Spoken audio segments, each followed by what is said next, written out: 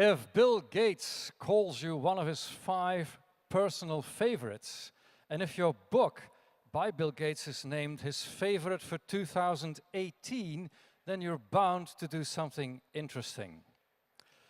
In Flanders, the Standaard did the tests, and we tried to do the test yesterday on menti.com, but unfortunately not enough of you have filled it out to be statistically relevant. But the test is, are you aware of the status of the world? Turns out most of us are not. That's the work of Rosling Rönnlund, who uses statistics to debunk misconceptions we have about how the world is doing. In this talk, Rosling Rönnlund will debunk 3 misunderstandings that we still have about this planet. Ladies and gentlemen, Rosling Rönnlund.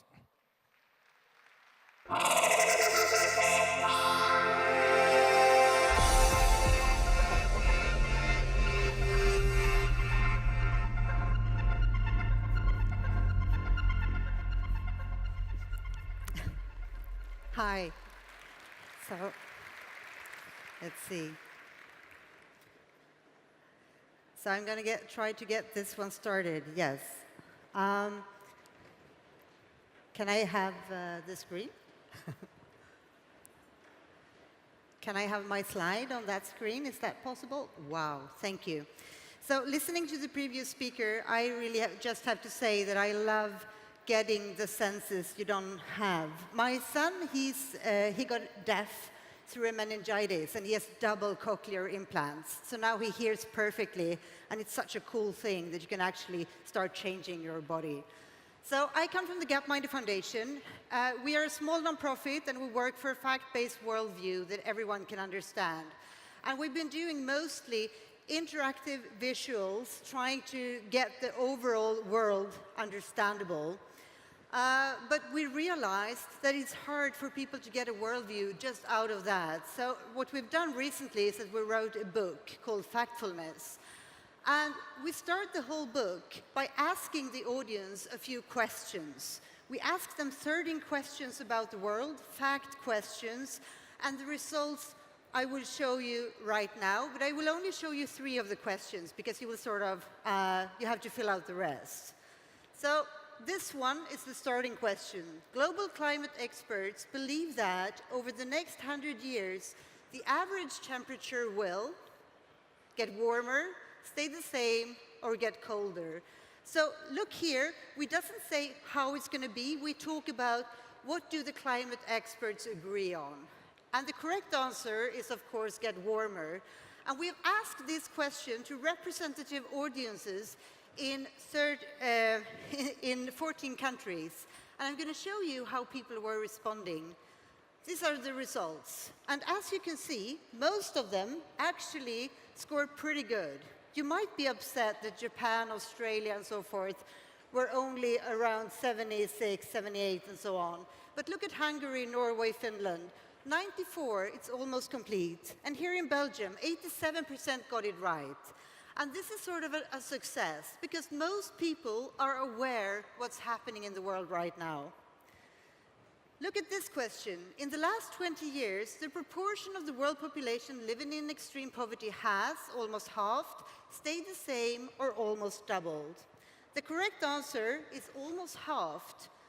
And if we look at the results from these countries again, this is how they score. Doesn't look that impressive anymore, does it? So we see Sweden and Norway at the top, and we had a follow-up questions to the Swedes, asking the ones who were correct. So we asked them, how could you know this? And most of them said, it's because of Hans Rosling, who is my father-in-law. Now he's unfortunately dead, but he is my father-in-law, and we wrote the book together. And he's a public health professor. So basically, you can see that public education can actually change something, but we still have far way to go. So Belgium, this is not very impressive, is it? 5% got this question right. And just imagine if you're about to make decisions, global decisions, or business decisions, just getting this 5% right is not that impressive, is it? Because if we would have asked the chimp, who cannot understand the question at all, it would have picked A, B, or C alternative without knowing the question, and he would score there 1/3 correct. But the humans didn't, and we live in a knowledge society, and still we cannot score correctly. This is what has happened to the extreme poverty for the last 200 years. It's an impressive, wonderful change, which we have a hard time understanding. And this question, how many of the world's 1-year-old children today have been vaccinated against some disease? Is it 20%, 50%, or 80%? The correct answer is 80%. But when we look at what people know or think, this is how they score. It's only a fraction that picks the correct answer. And Belgium, 13% got it right. Once again, if we would have asked the chimp who could not read the question, we would have gotten much better results. And we've asked this question in several different conferences. So here, for instance, this is the World Health Summit, where Ola, my husband, were speaking after Angela Merkel. And you could think that when you gather the health experts of the world, you would get much better results. But unfortunately, this is the results from there. Davos, this is like conference audiences, Nobel laureates, and one of 5 largest banks. We're not allowed to say which bank this is, but it's 1 in 5, and you can sort of fill out the rest. And we also asked this in media conferences. So we went to a US media conference, only 20% got it correct. A Swedish media conference, also 20% got it correct. A fact film conference, basically where all people gather who are doing the documentaries we see on Discovery and National Geographic and so on. And they did not do much better. And a news conference in the EU, the worst one. So basically, very often we hear that the media tries to cheat us. But when we look at this, we can see that they are not getting the results right either. So, this is so typical. I must have had double slides. So, from this test then, we were asking these 14 countries, 12,000 people in total, and this is how the scores were divided. 0 correct answers. A total of 15% got 0 correct answers. It's pretty impressive to get 0 when you have 13 questions to choose from, or 12. And this is how it's divided after that. If you were just guessing without reading the question, you would have ended up on 4, right, statistically. 1 person got 11 rights, and nobody got 12 rights. So in the test, only 10% got better results than the chimp would have. And if we look in Belgium specifically, we could see that the average score was 1.8, and only 5% were better than the monkeys. So we have a pretty big scope that we can fill. But how can this be? What is happening? What is going on? Well, there are so many things improving in the world. I'm just going to show you some examples. I'm not saying that the world is perfect. I'm not saying that the world is good and it couldn't be better. But there are some major things actually improving over time. Slavery goes down. Deaths from disaster goes down. Lead in gasoline is almost gone. Fewer children are dying. Plane crashes are not causing so many deaths anymore. We have more movies to choose from. We have vaccinations going up. We have more music to choose from. In 1860, we had 1 song to choose from, and now we have more than 6 million new songs per year. Protected nature is increasing. So we have a lot of things going on, and we can see the trends as well, like this. Let's see. Here's all the countries of the world, and the color is what region it's from. So for instance here, the yellow ones, they are Europe, the pink ones are Asia, blue ones Africa, and greens are the Americas. And this is what the world looked like today, and all the bubbles are divided by, on this axis we have income. So we have poor ones in that corner and rich one in that corner.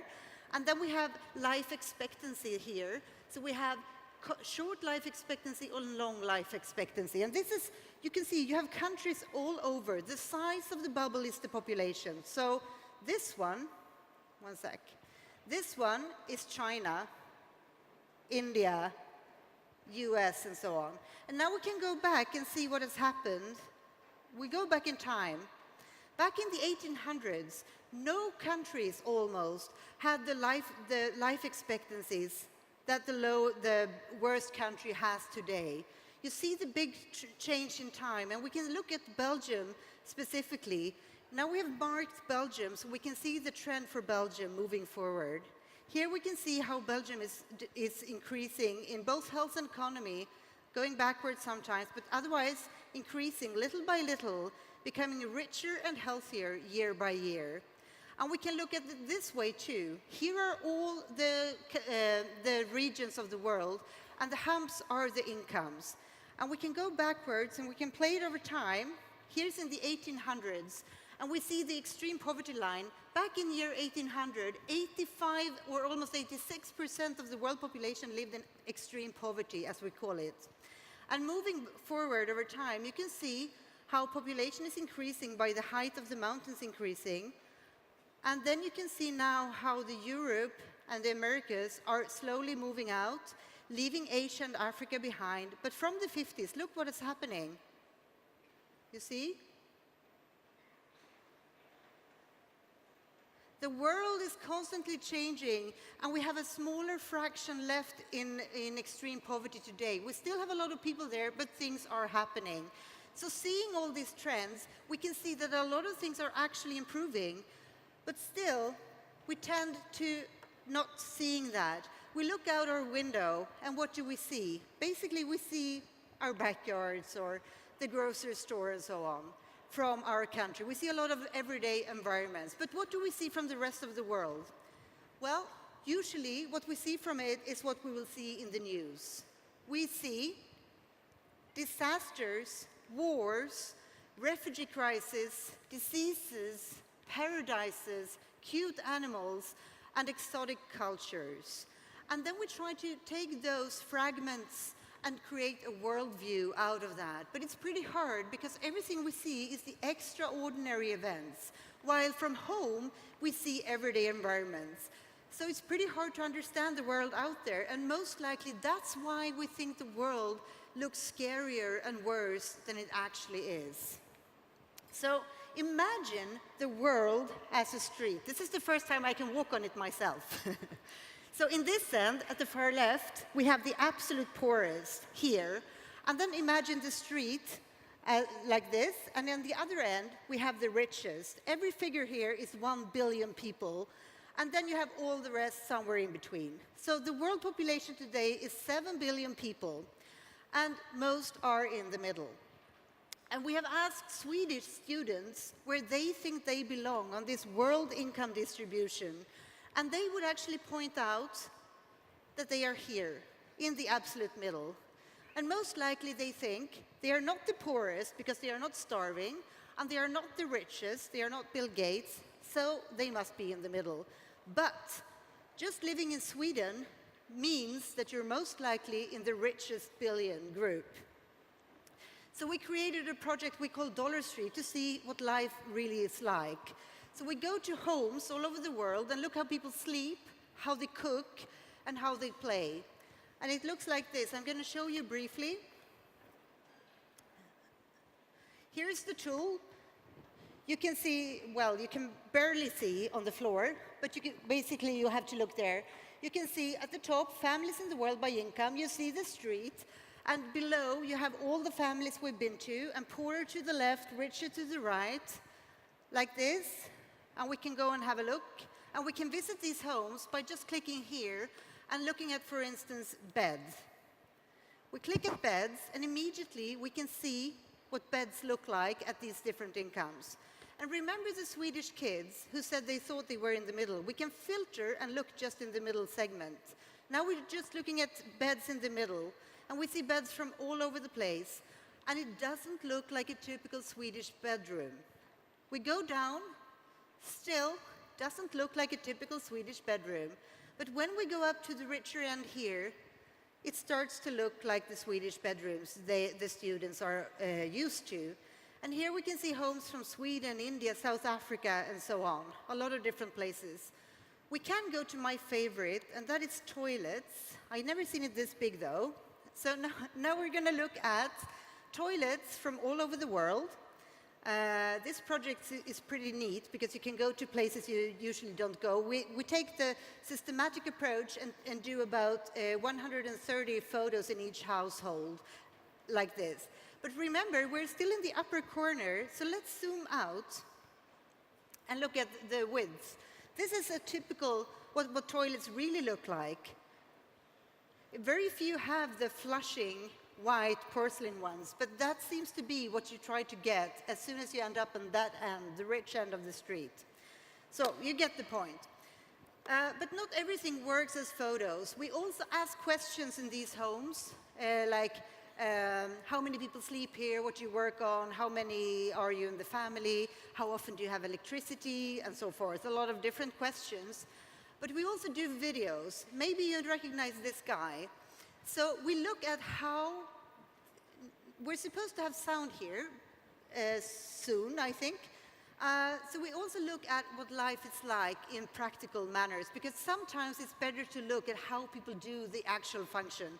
We had some problems placing Bill Gates on the street because he's sort of out of it and destroys the whole model, but we sort of put him there. So let's look at some more normal homes. We start from the richer end, and then we move slowly downwards. Recognize how people are using the plastic toothbrush and toothpaste. It looks pretty much the same, even though we are in completely different places of the world. Some are very serious when they do the brushing, but it's the same activity. And we continue down. And when we come down to the poorest end of the street, we start seeing people using sticks or even their fingers. So in the Dollar Street project, we tag this image not only as a wall, but also as toothpaste. As the woman you just saw, she uses the mud from the wall as a toothpaste. So zoom in on the US. Here's the income distribution of the US. One home at the richer end, Howard's. That was their home. And one family on the other end, the Hadleys. And we can see their cutlery drawers. We can add one other family. And look here how we go from a plastic box to a wooden drawer with compartments. It sort of makes sense just looking at the images to get an idea about life on different income levels. We can look at kitchen sinks, living rooms, and so forth. We can do the same in China. 3 homes, 3 families, their houses, their sofas, and how they are cooking. So when we're usually saying, this is how they live in China, that is their culture, this is how they used to do it, it doesn't really make sense because it's so much down to how much money you have, how you will organize life. Cool is when we start comparing. So let's see the 2 richest homes we've seen so far in China and the US, the Wus and the Howards, and their bedrooms. Look pretty much the same, doesn't it? We can look at their brown leather sofas, their identical play structures, both made in China, and we can go down to the other end, and we can see a home in Nigeria and China, and these ones doesn't look to have much in common, but same kind of ceiling, same kind of sofa, storing grains the same way, and both are going to have fish for dinner, and they're cooking their water in identical ways. So what we're seeing in the media doesn't really make sense to create a worldview that is fact-based and relevant. Sometimes people tell me, but why do you go out and grab this imagery? Why don't you just Google? And I used to work at Google, so this is not a complaint. I'm just trying to show you so that you can see what happens when you Google the same categories. Toilets, beds, stoves, home in Nigeria. I mean, it's not that these images are lying, it's just that the representativeness is pretty bad. It doesn't tell you anything about the whole scope or the differences of different incomes. We see what the richest 10% either are having or what they are aspiring to get next. So to understand the world, we need to have the facts and frameworks in place. Otherwise, we are sort of doomed.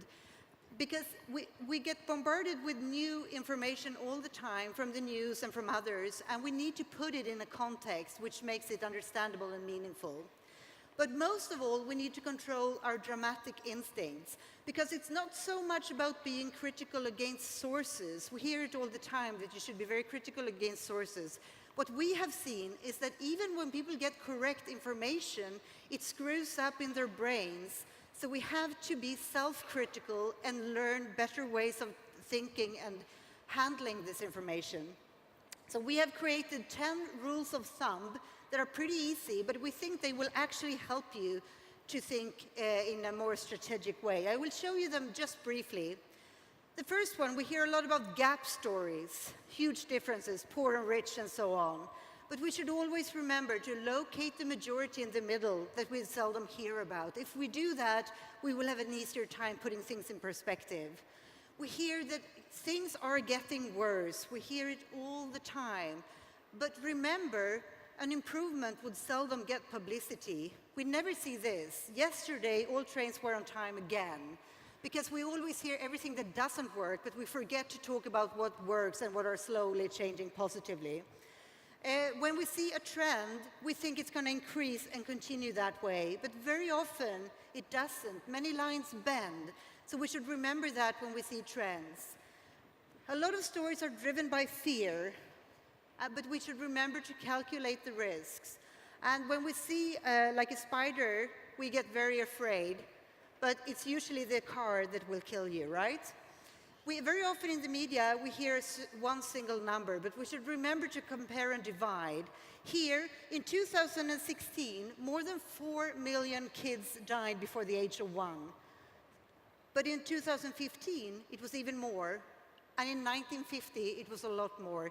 So even if the number now is a really bad one, it's better than it used to be. So it can be bad and better at the same time.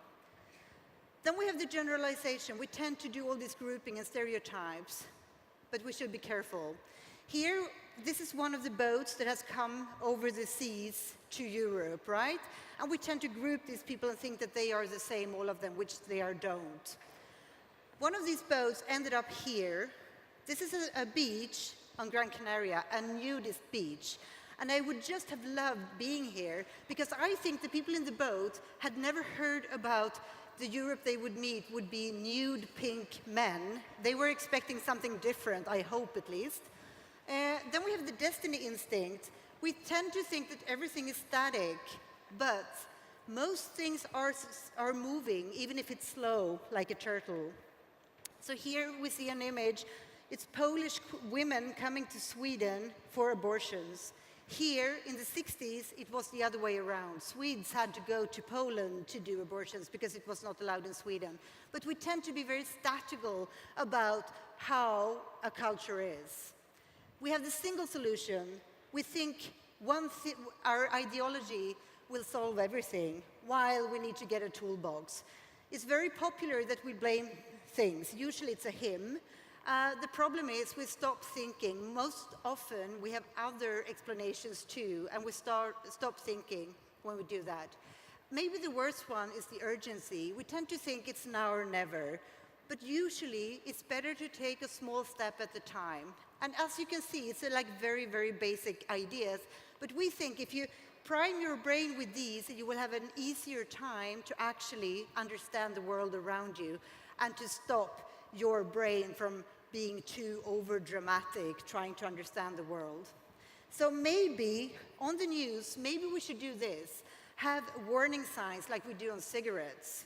So the news often makes things seem very alarming, and we should have a helpline so people can actually get some ordering on this. I know the time is up. So go to our website, do the test with the 13 question yourself. If you get 100 all correct answers, you can do it several times, you will get the diploma sent to your inbox.